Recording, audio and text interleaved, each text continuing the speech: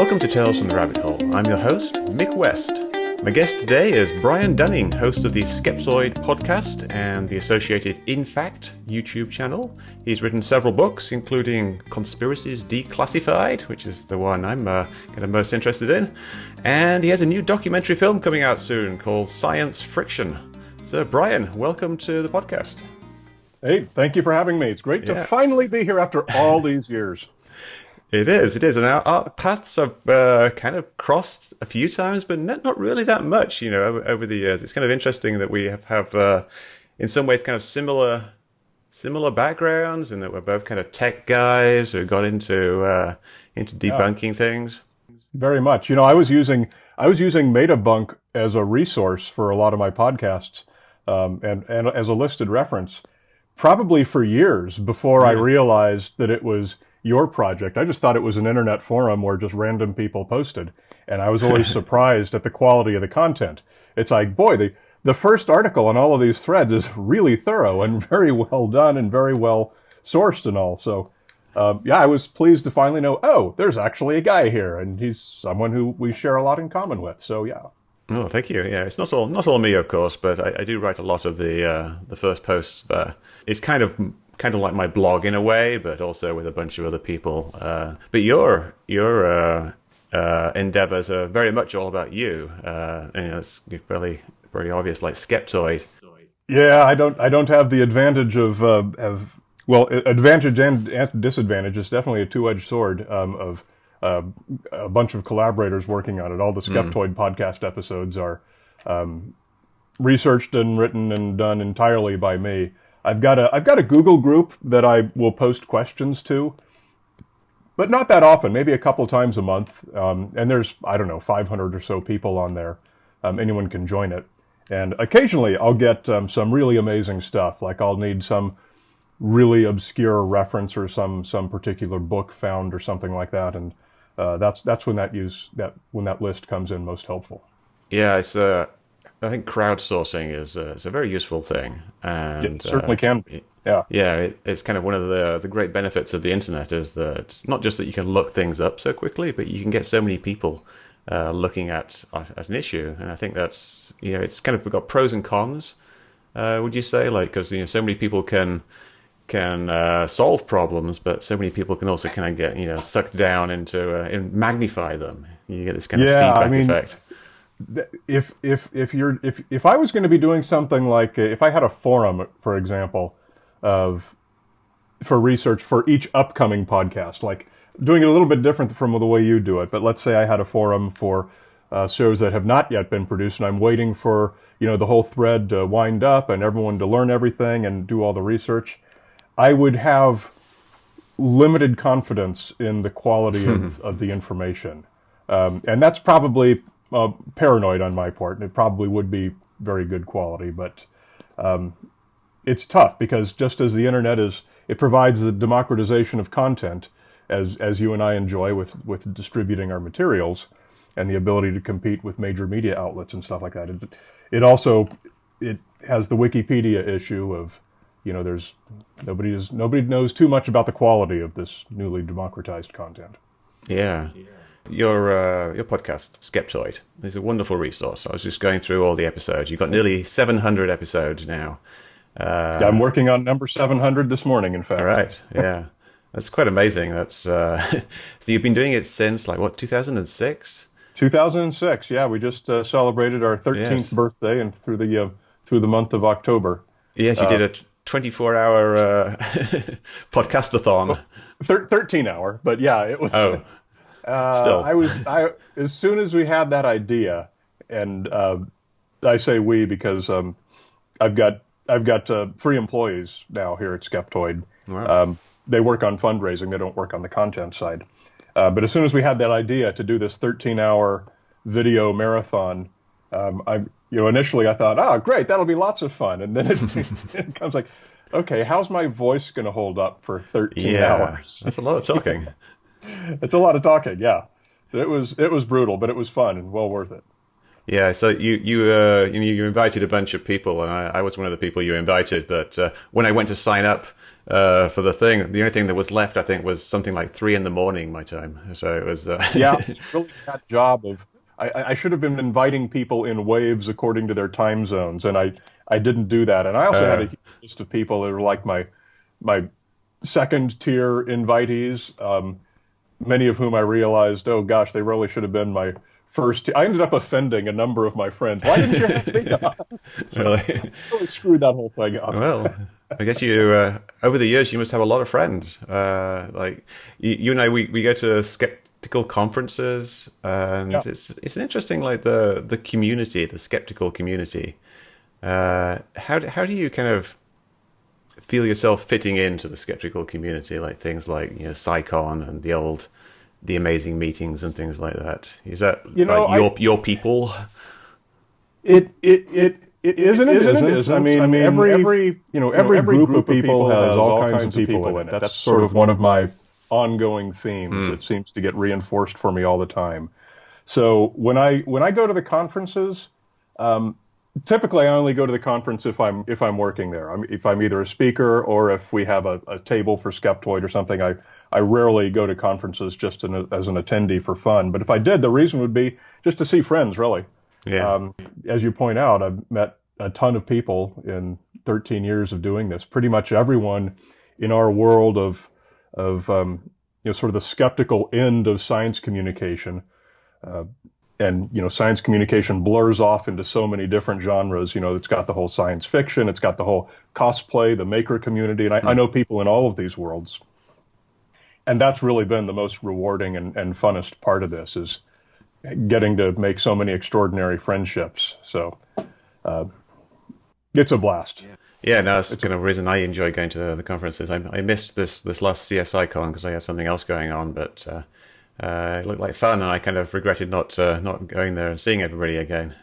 Are you going to tell us anything about what that was? Because there was speculation and there was discussion. No. Okay, fair enough.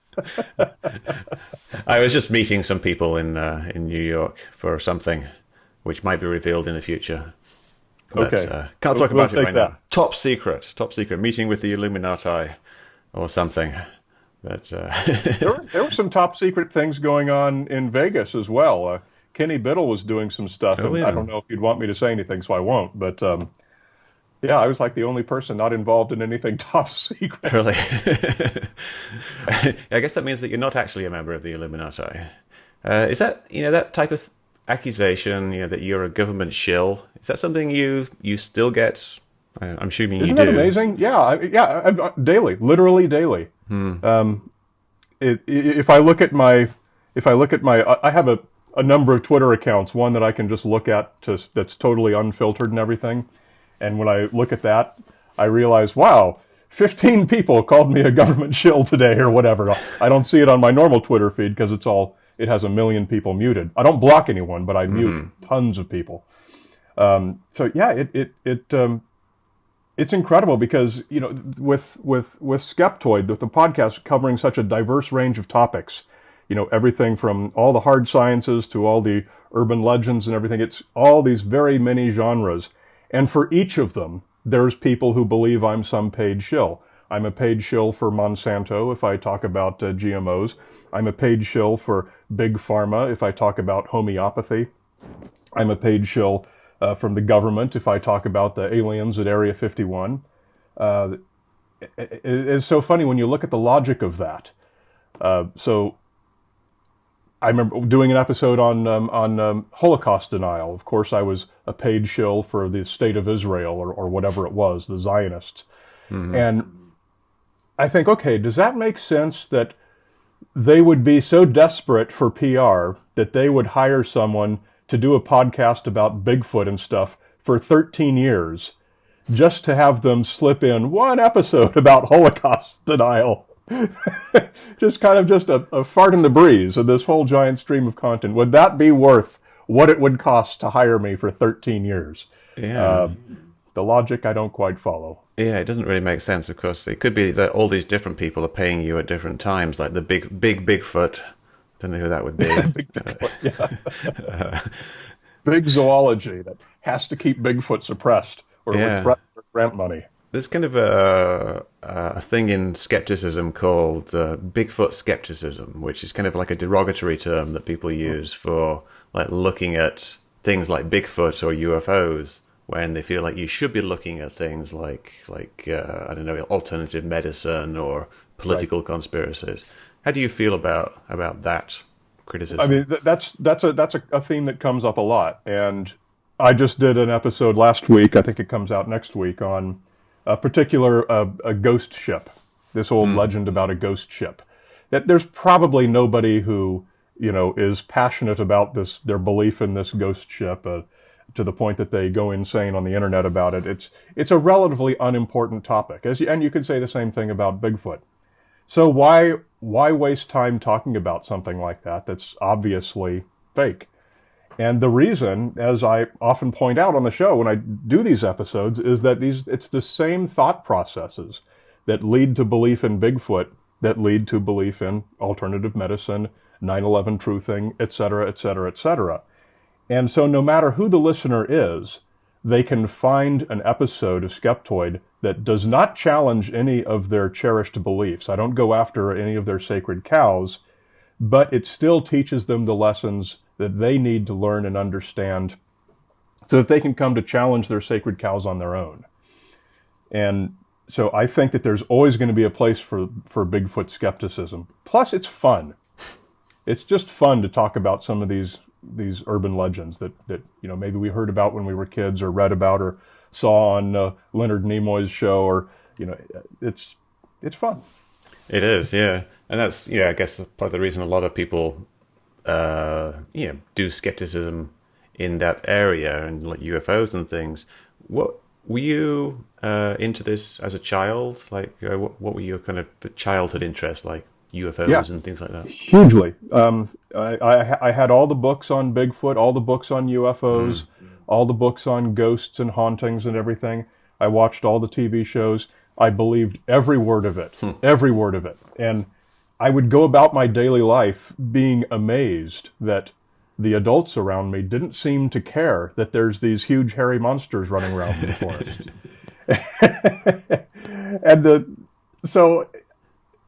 And of course, when you're into that, you seem to always be into science fiction too. That seems to be the other common thread. And you grow up with a group of people, and this group of people we all tend to go into the sciences in some way, shape, or form. And so I was just kind of along that journey. I was, floating in that river along with everyone, and it took me to the same place it takes everyone on this path, which is eventually coming to just love science and love the idea of doing research and finding the answers to difficult questions, solving mysteries. I've solved mysteries on Skeptoid that blew my mind when I was a child. And that's giving myself a present after, 40 years. So I cannot enjoy it more than what I do. What would you say is the best mystery that you solved that you're most proud of? I always go back to, I'm spacing on the name of the house, the most haunted house in England, Borley Rectory. All right. I'd read all the books about Borley Rectory and about the biggest thing that blew my mind in that was the automatic writing appearing on the walls. And the book even had photographs of this writing on walls that was said to have appeared while people watched.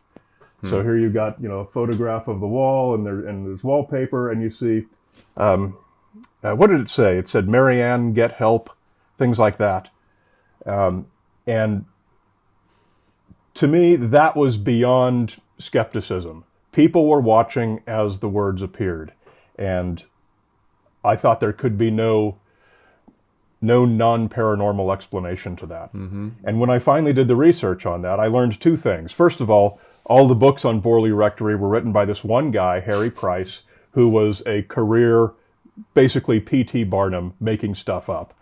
And then in somewhere else, some other skeptical work that had been published before, I found a detailed description of the seance in which this automatic writing had appeared. And it wasn't on a wall, it was on wallpaper. but simply because a roll of wallpaper was the biggest convenient roll of paper that they had available. They rolled it out on a table, and they were using a planchette, basically the Ouija board thing, where they all put their hands on it and it was holding the pencil. And that was when the writing appeared while people watched.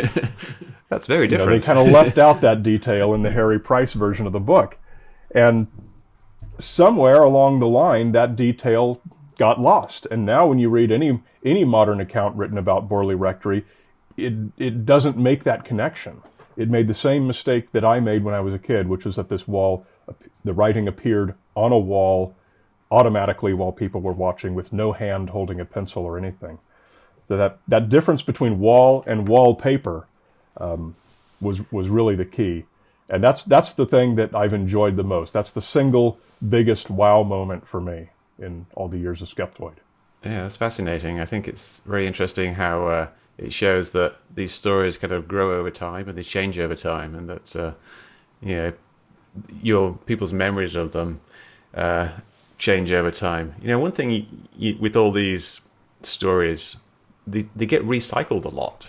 And every time they get recycled, it's like someone writes a new article on this, and they're just kind of incorporating older articles, and then the new article becomes the more authoritative one, and then it kind of it morphs and evolves, I guess, and the more popular ones survive, and the more popular ones might be the ones that have the more interesting features in them. Like writing on some wallpaper isn't interesting, but writing appearing on a wall, it's fascinating. So that story dies, and then this story carries on. I love that particular detail, I'm sure, was an honest mistake. Yeah. Because in some account it said the writing appeared on the wallpaper. And to any normal person reading that, you assume that the wallpaper's mounted on a wall, right? You would, So yes. the next author just said wall instead of wallpaper. But yeah, as you say, all of these stories, the way they get copied and pasted and rewritten, it's just this giant game of telephone going over the decades. The story changes and changes a little bit each time. So few people are doing original research now. The ghost ship episode that I mentioned that I just finished working on, it's popular in the Bermuda Triangle literature. In fact, that's essentially the only place you find it now. And when I found the actual route that this ship took, it went straight across the North Atlantic, basically kind of going north from England and then coming down south to New York. It never went remotely near the Bermuda Triangle. It's just, nobody thought to check that? Yeah, I guess it sounds good though, so it sounds like a fit. So we'll take it. It's one of ours. Yeah, exactly. Yeah. So I like what you were saying about the culture of types of people who get into this thing. I mean, it's kind of like nerd culture, really, for want of a better thing. You're talking about things like mod makers and cosplay and things like that. This is the type of things you would see on the Big Bang Theory. Very much, yeah. It's funny how there's such an intersection between straight up sci-fi fantasy fiction and hard science. When you going to Dragon Con, I think, is a great example of that, because that is where you will see some of your favorite hard scientists disguised as some character from a video game or something. It's really a fun angle that a lot of people, I think, would appreciate more if they knew more about it. Yeah, I think a lot of people who grew up reading science fiction go into the sciences because of that. I mean, I know my interest in science now is very much rooted in reading science fiction as a young boy, essentially. Like my dad had a big collection of science fiction books. And it was kind of older stuff as well, like back from the 50s and 60s. And reading that kind of piqued my interest. Then again, watching stuff like Doctor Who on TV was a very very important part of my youth. Who among us was not in love with Sarah Jane Smith hopelessly for decades? Yeah, indeed. Yes. So I was looking over your last 700 episodes on Skeptoid, and actually I was looking over your YouTube channel. You only have about 60 videos. Do you like? I suppose it takes a lot more work to do the videos. Is that why there is It not so many of does, them? and it's a lot more work, as you point out. It's a lot more expensive, and I really don't have time for it. So what I do is those are all crowdfunded, and I only produce one after the thermometer is filled. And there's a lot of video content on YouTube, and it's something that I just really never hit critical mass on. I still produce them. They're still valuable resources to be out there. And part of the reason we're going to continue doing that and continue doing them better, because there's been quality issues with a lot of them and things like that. It's because that we're a nonprofit at Skeptoid Media, and everything that we do, what we promise to our donors is that we provide it as educational material to teachers as part of these free material packages.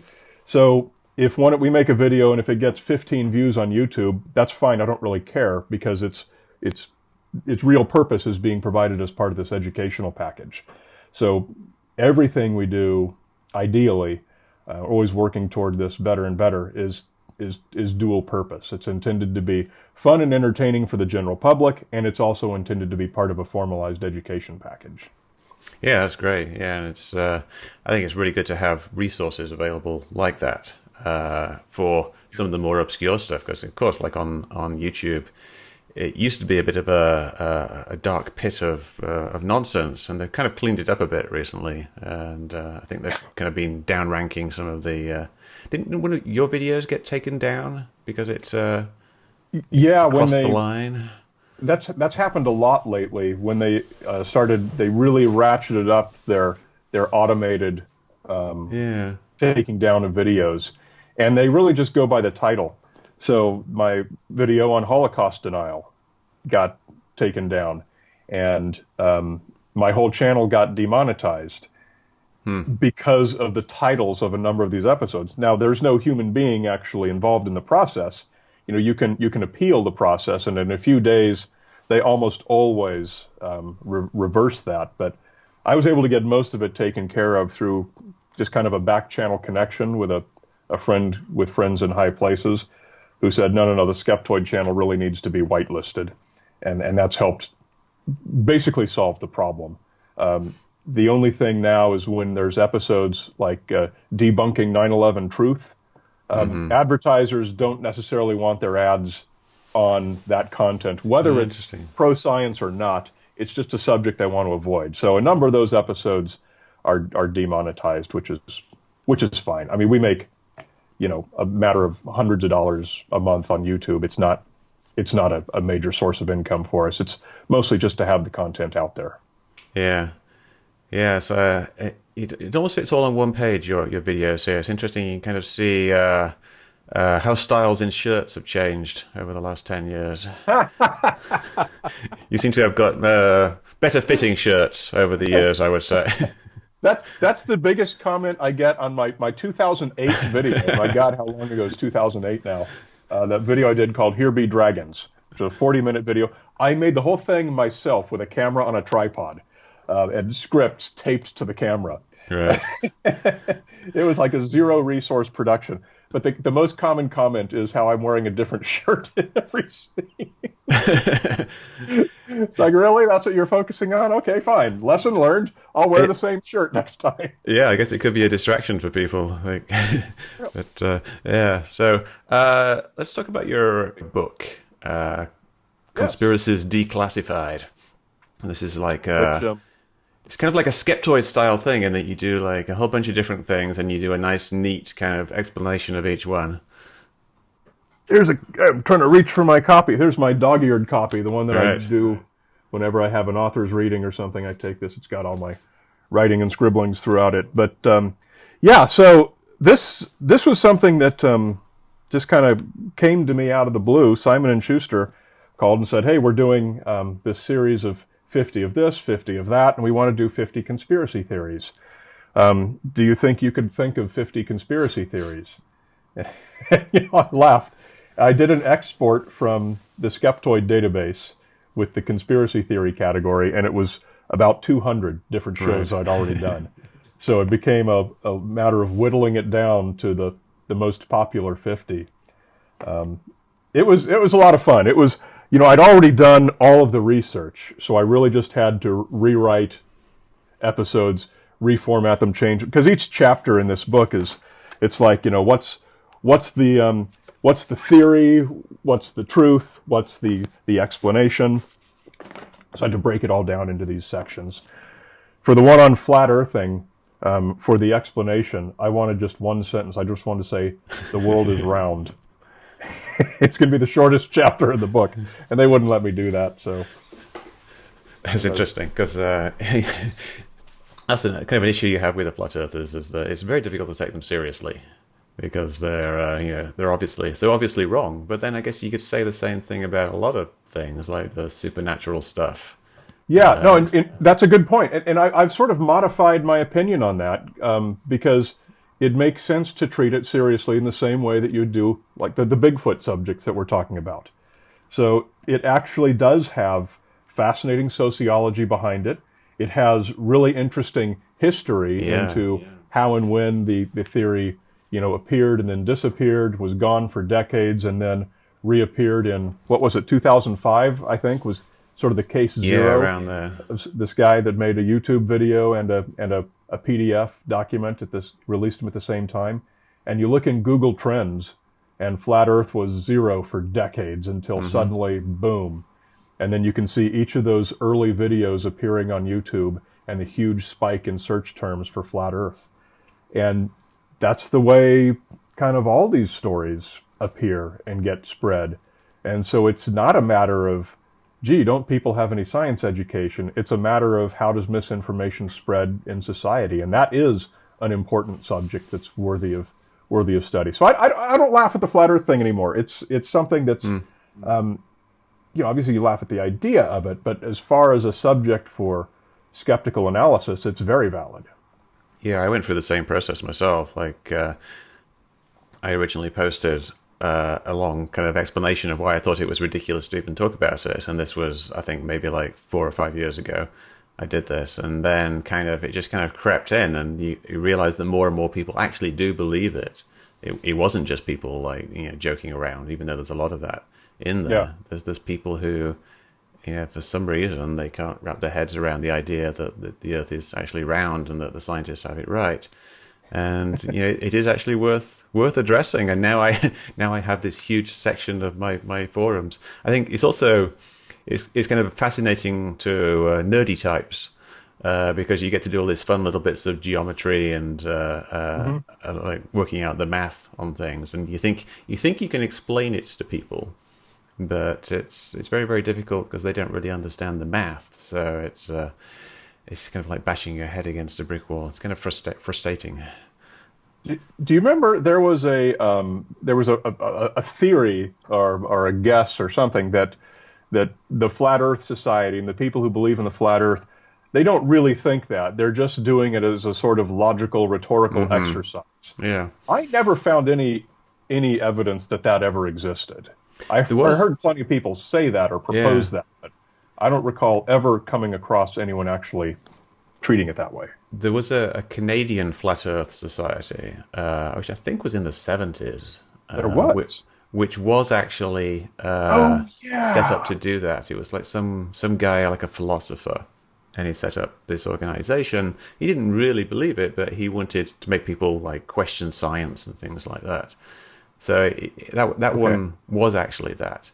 And I think that wasn't the guy that tried to pick up from I'm forgetting their name, the elderly couple that lived in the California desert that their house burned down. I'm not sure if it was, but it's in the book. What was it, like the history of a dangerous idea, the Flat Earth book? It wasn't that, but that's the book you're talking about. Yeah. I can't remember what it's called. But anyways, but yeah, it's there have actually been people who did it for philosophical reasons. And some people, they start out with this philosophy of Zeticism, which is a terrible word. It's a poor podcasting word because no one can pronounce it. Zeticism. No, never mind. But that word, and they don't believe in anything basically unless they can prove it for themselves. So there's a long history of That was the name of the Australian Skeptics magazine for a long time, the Zetetic. Yeah. Like, I can't imagine a worse name for your magazine. Who's going to pick that up off the shelf in interest? Ooh, Yeah, I thought actually the original Skeptical Inquirer was called that, either that or Skeptic magazine in America. It was one of them. That's maybe the Australian one.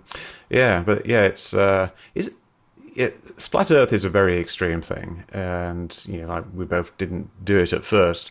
Are there any conspiracies now that you think are kind of beyond the pale that you don't talk about? That I don't talk about.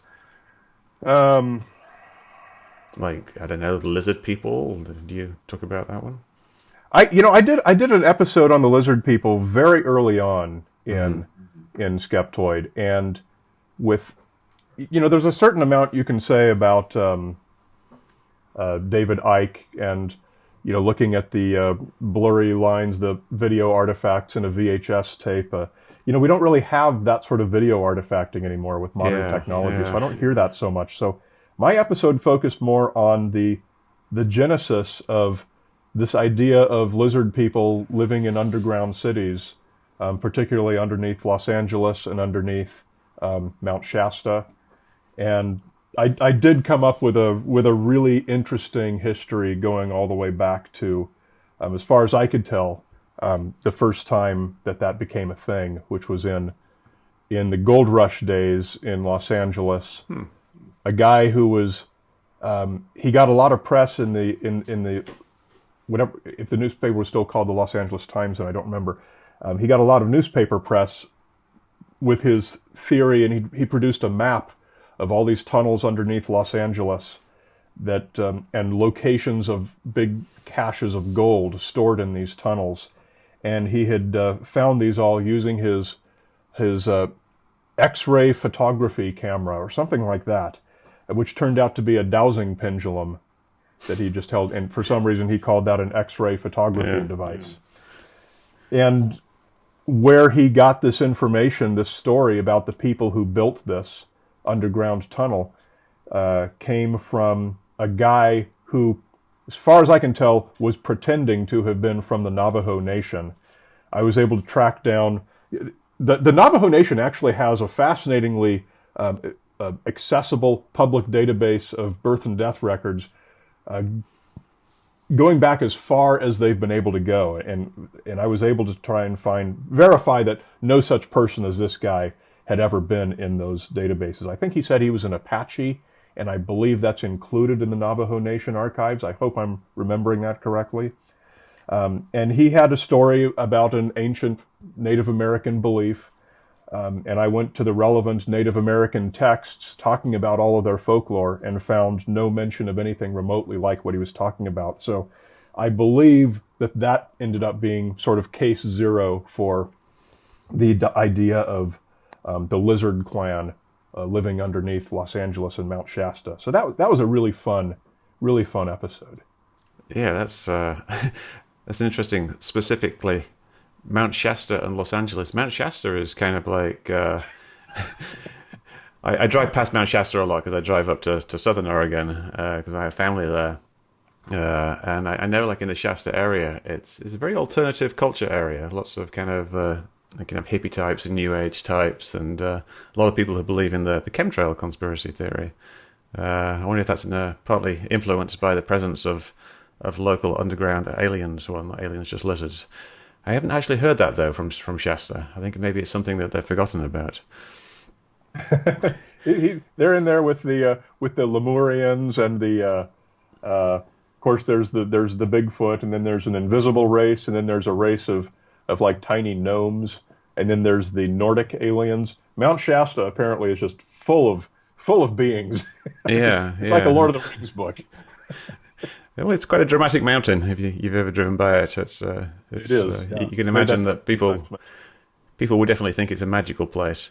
But speaking of chemtrails, like, I was looking through Skeptoid for episodes on chemtrails. I think there's only one chemtrail episode.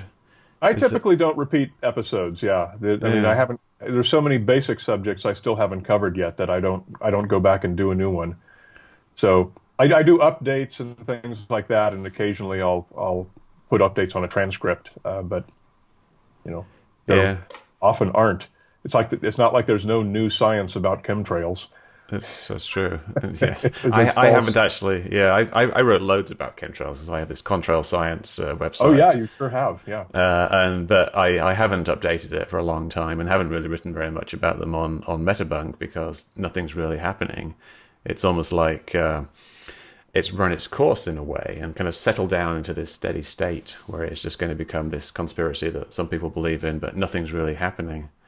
There was one part of it, like speaking about Shasta, is that one of the guys behind the conspiracy theory had this idea that there was all this UV radiation coming down and burning up all the trees, and all the trees were going to die over the next few years. And he pointed to some trees that like were dead and said, "This tree has been killed." And he was like this very popular guy promoting the chemtrail theory, and he made this kind of a prediction, I guess, like 3 years ago, saying that all the trees are going to die. But that was during the drought, and then like the last year or two, we've had pretty good rains over the winter. And then I drove through Shasta like a few weeks ago, and it's just beautiful verdant green everywhere, and there's no problem whatsoever. So he must be seeing this every day. I wonder if there's any kind of cognitive dissonance going on there with that. But I think like some conspiracy theories do run their course, and they kind of like just become like JFK, for example.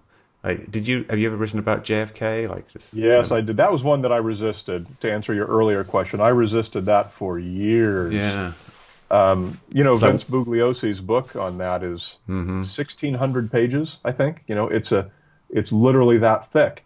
And I'm going, how am I going to distill that into a 15-minute podcast? I just thought there's just no way to do it. And so when I finally did my episode on JFK, I did not attempt to specifically debunk any of the claims because they're countless. There's hundreds of these JFK conspiracy theories. Instead, I just talked about the general phenomenon of how and why they appear. I felt that was really the only way I could do any sort of justice to that topic.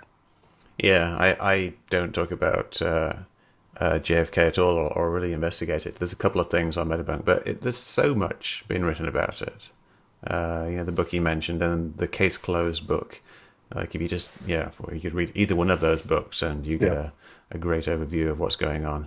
But you mentioned we're talking about new information coming up. I was about to do an episode on the Tamam Shud case, the Somerton man, because people have been repeatedly asking for that over the years. Which was it was a body that washed up on the beach in Australia. Right, I remember that. And he had like a weird encoded thing in his pocket. Yeah. And I don't remember too much about it because I haven't done an episode on it. And I was just about to do that episode when suddenly, boom, up pops in my Google alerts. There's new news on that now. After decades, some researcher has gotten permission to get his body exhumed so they can do DNA testing. Because the main part of the mystery is that he's totally unidentified. There's no one he could possibly be. So they might actually crack that case. So I'm kind of glad that I didn't do an episode on that yet. Yeah, but that's rare. That's about the only case I can think of where you take an old, cold case, and all of a sudden, the episode becomes screwed up because there's actually new information. It just doesn't happen. Yeah, I think it's not going to happen with Bigfoot. They're not going to find a Bigfoot. They're not going to catch a ghost. They're not. So I'm not worried about most of the episodes. Something people ask me a lot is like, what are you going to do when it's UFOs are disclosed? How are you going to feel when you are proved to be wrong? I suppose people tell you that about every single topic that you cover, which must be a lot of egg on your face when finally everything is revealed to be true. I remember one guy challenged me to drink a 6-pack of Diet Coke every day for a month and see if you're still alive.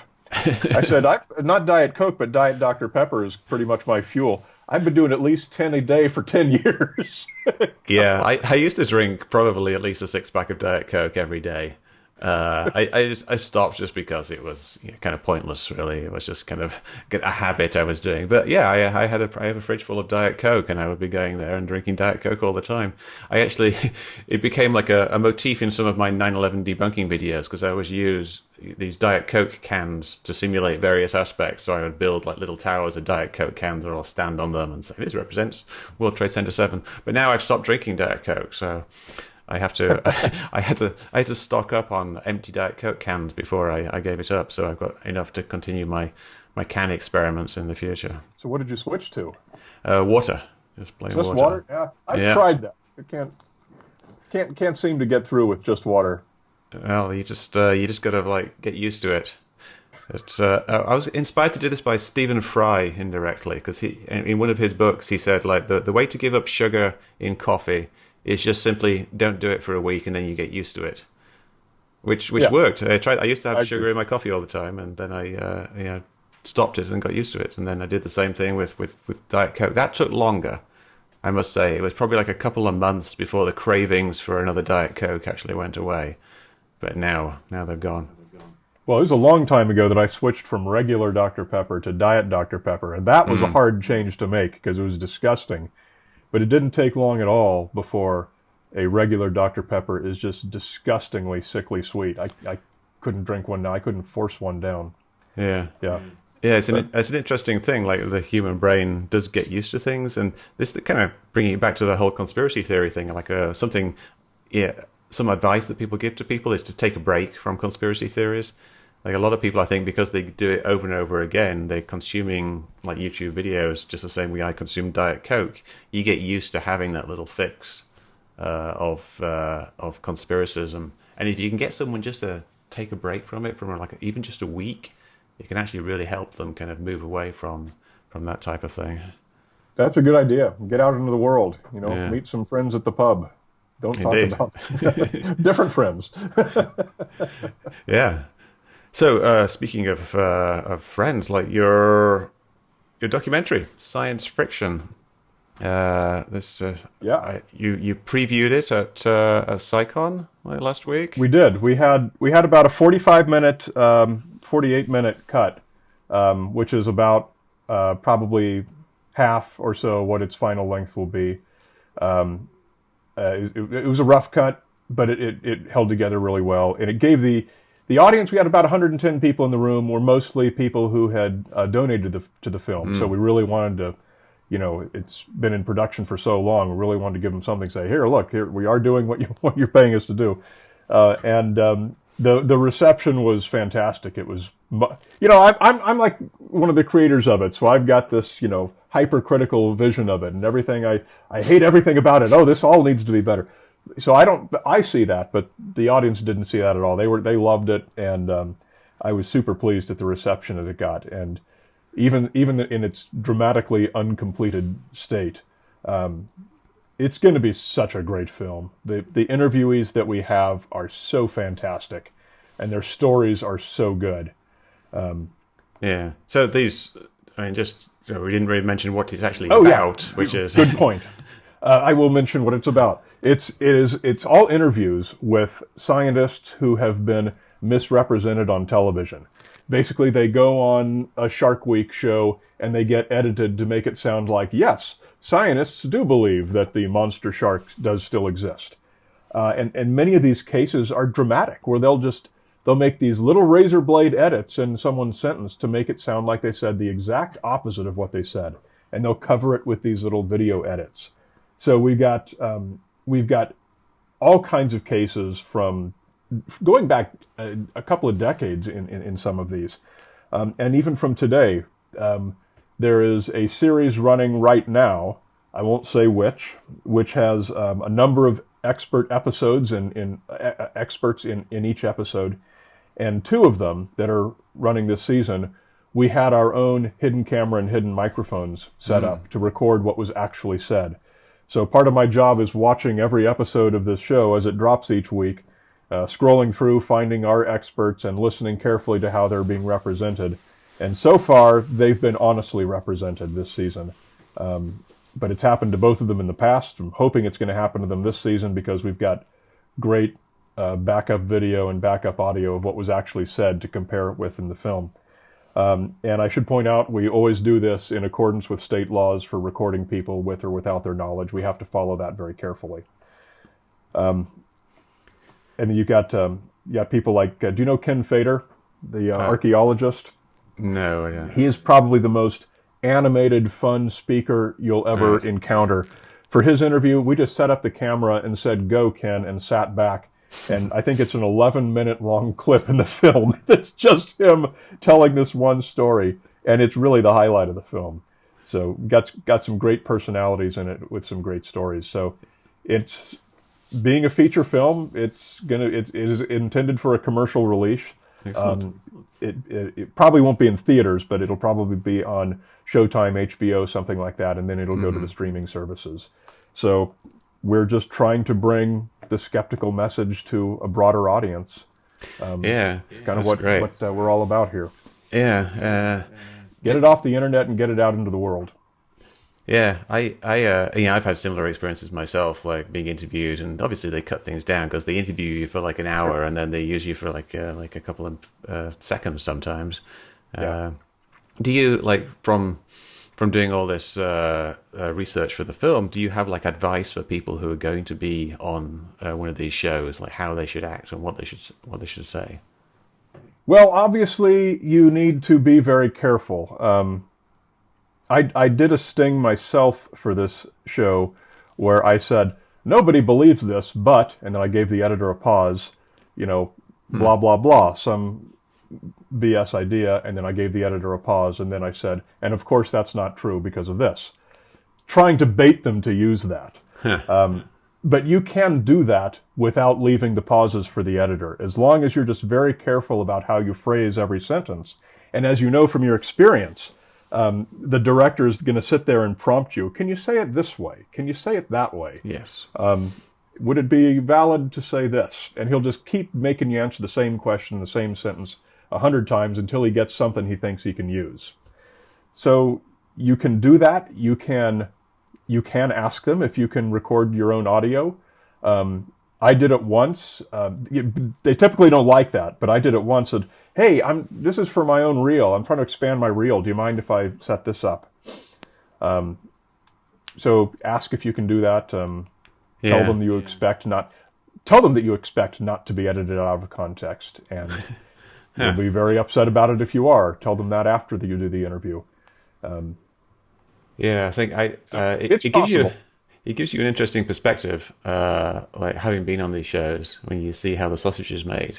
It kind of, in a way, it almost ruins like that type of show for me now, because now you can tell when someone says something that there's a producer just off to the side who's prompted them to say something in a certain way. This really amazing thing looks like it's coming out of the ocean. That's not what they're actually thinking. And that's something that the producer has somehow contrived for them to actually say, and it gives you a very different perspective. Another thing that it's done is when we're watching these shows now, and there's someone who briefly appears to say something, you don't know who this person is anymore, because no matter what they're saying, they could be a scientist who actually knows what's going on, who is just being, kind of deceptively edited or just using a corner of one sentence, or it could be a total wooist person. It's kind of broken down the barrier between who's an expert and who's not. It's democratized expertism. Yeah, and the titles they give you. I think I've had like 3 different titles. I had chemtrail expert, contrail expert, aviation expert, and video expert. Which I'm a chemtrail expert, but I wouldn't describe myself as a video expert. I got to tell you my favorite story from this. I was doing. I was talking. One of these shows, these producers were talking to me. They wanted to come and interview me for. I don't even remember what it was. And we were all set up to do it, and they missed a couple of calls that we had, and I called them up and said, hey, my schedule's filling up. Did you still want to do this or not? And they said, well, I'll be honest with you. Everyone knows about science friction. Nobody will touch you with a 10-foot pole. And on the one hand, I said, great. Great that everyone knows about science friction, first of all.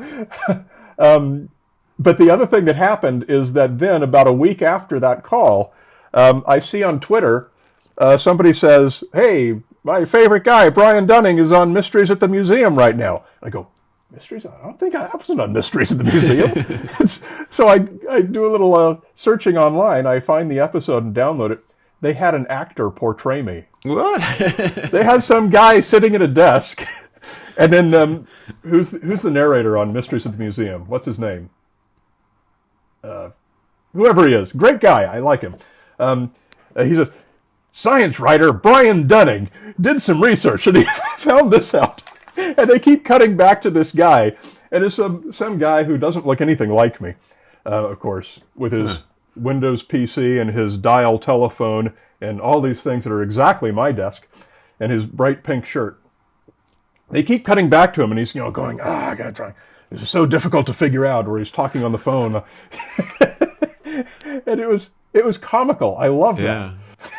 Did they put like a little reenactment thing at the bottom of the screen? No, and I believe I am unique among all of my friends in science communication that I have been now portrayed by an actor.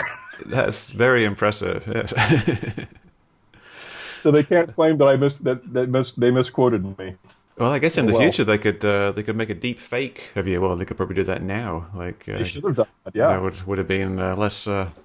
Yeah. What do you think about deep fakes then? Like, it's going to be a big thing in the future for bunk production.